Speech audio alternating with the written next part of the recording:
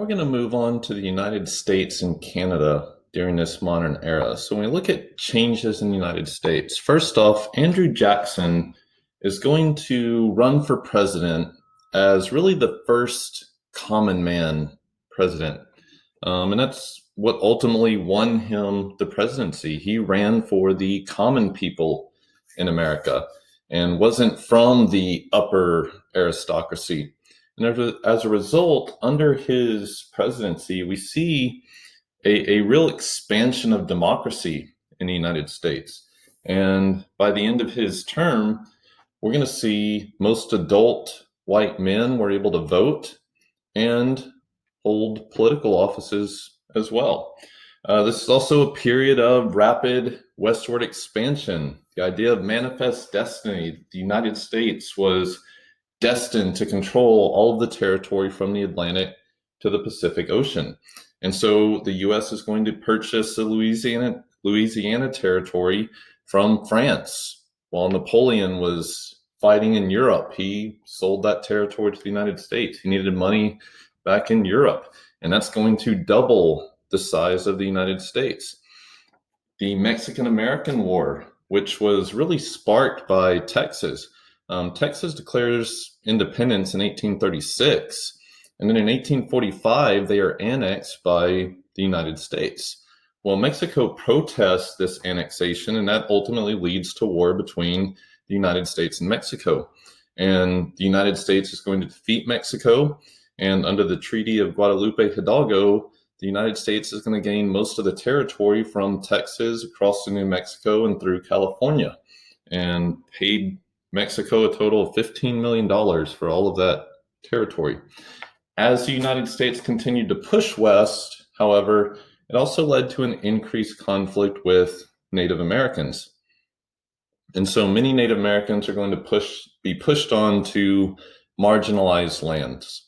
It's also going to lead to growing issues over slavery, because as more and more territory became part of the United States, the issue over whether or not those new territories would be slave or free states became a growing issue.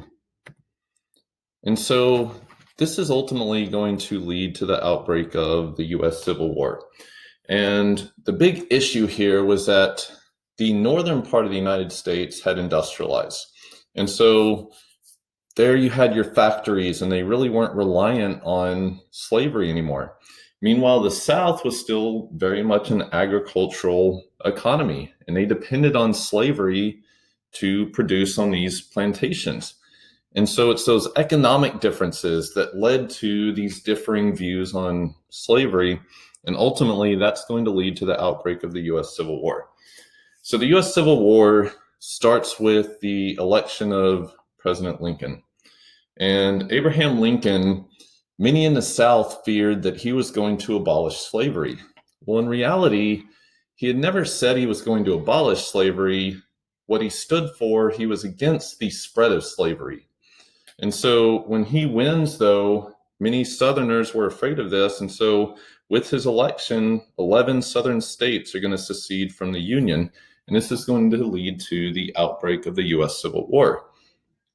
Now, in the middle of the Civil War, Lincoln is going to issue the Emancipation Proclamation. And at the time, it really didn't do anything, because what it basically said was all the slaves in the Confederacy were now free. However, Lincoln really didn't have that authority because he wasn't in control of the South at the time it was issued. However, the importance of the Emancipation Proclamation is that it made it very clear that abolishing slavery was now a major goal of the Civil War.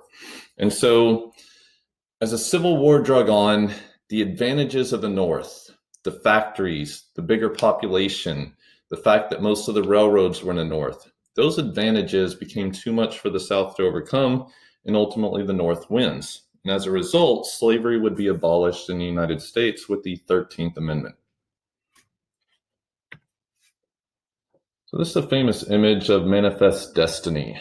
And in the middle, you have the woman there, the angel woman. She represents progress, Lady Progress. And as she's spreading westward, you can see the east is well lit. It's bright, and you can see the ships in the background and the railroads in the background. Meanwhile, the West is very dark. And so as they're spreading west, they're bringing light. They're also bringing with them the railroads and the telegraphs. And you can also see the people that were settling that westward territory. You have settlers, you have farmers, you have miners.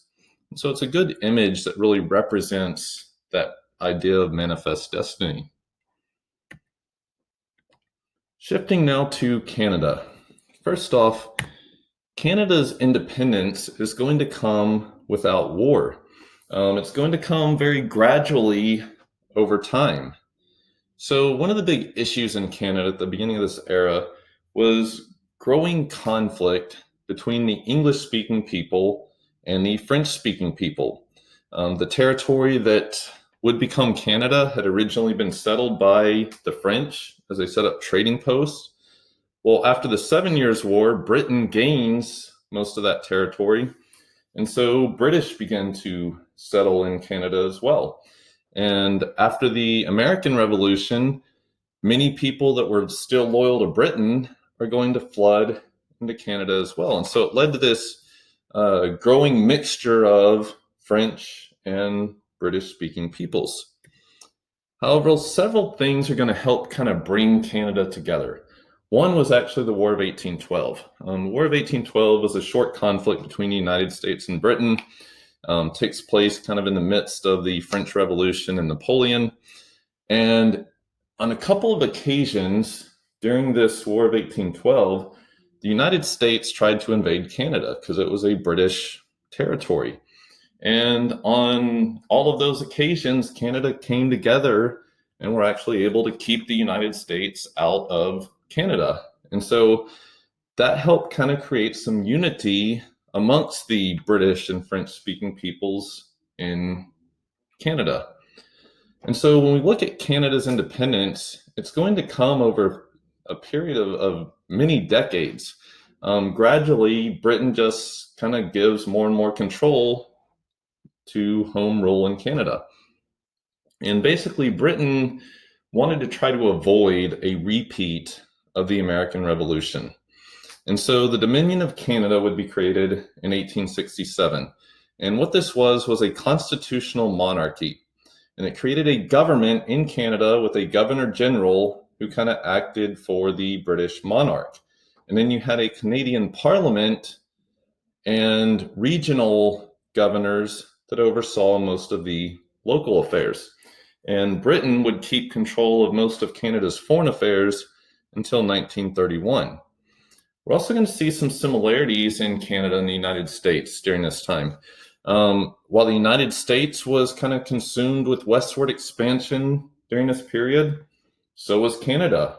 Canada continued to push west and expand their territory, and they're going to build a transcontinental railroad, much like the United States, that's going to help integrate the economy of Canada and integrate the eastern and western regions of Canada.